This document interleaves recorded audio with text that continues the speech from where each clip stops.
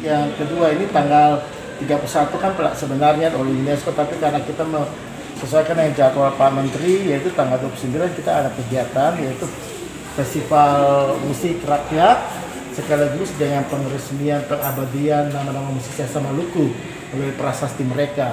Nanti Pak Menteri akan membuka acara tersebut. Jadi dalam ada 6 titik yang kita akan tempatkan masing-masing, nggak satu titik, misalnya Beras Community, satu choir, ukulele, maupun juga Hawaiian dan juga musik-musik aliran pop, aliran reggae, itu satu panggung lagi dengan hip hop itu dan dangdut juga.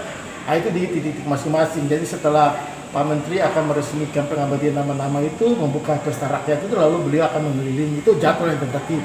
Itu tanggal 29 nanti. Titik-titik itu mana sih Pak?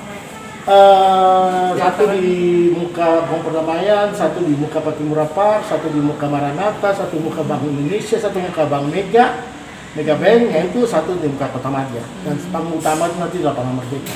Terima kasih sudah nonton. Jangan lupa like, subscribe, dan share ya.